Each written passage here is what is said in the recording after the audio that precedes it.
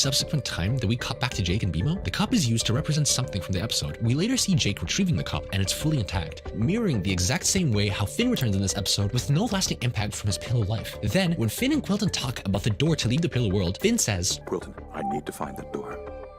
as the very next thing that we see is the same cup. Then in the subsequent scenes, once Finn agrees to stay in the pillow world, this is the first time that we don't see the cup, but instead have Jake talk about the rapid aging of his children, mirroring the rapid aging of Finn in his reality. There are just far too many coincidences here for this all to be happenstance. I kept digging into the significance of this cup and found out that it actually appeared in a handful of episodes, including my most hated episode from season 1. Let me know if you'd like me to cover that, because wow, this episode is messed up. But aside from that, there wasn't much to go off. All we know is that this cup survived long enough to be around after Finn and Jake both died, and can be seen next to a portal in Fiona and Cake. I don't actually think this represents anything, but it's just a cool coincidence, I guess. But just for a moment, let's assume that this cup can be responsible for forming a wormhole. What does it explain? Well, actually, a lot. Jake tells Finn that once something no longer exists, he no longer cares about it anymore, and throws his cup out of the window, shattering the boundary between the inside world and the outside world. Just like the cup, Finn breaks the boundaries between the worlds and is thrust into another world. Here, he lives his past life, grows old, and then dies, with his reality shattering, just like the cup shattered the glass window. Because of time dilation, that world also later shatters, and Finn then faces Gulb at the end of the universe. But by that point, Jake has already retrieved his cup from the outside, and the portal is once again opened up. Finn leaves through it, but Gulb has already consumed the pillow universe, leaving Finn with no recollection of anything. The reason the cup is the gateway that formed the wormhole is the same reason it mirrors Finn's journey. Both Finn and the cup return with no physical damage, but does that mean that everything they both went through in the episode is meaningless? I think, despite how you explain it, the overall message of this episode comes down to optimistic nihilism.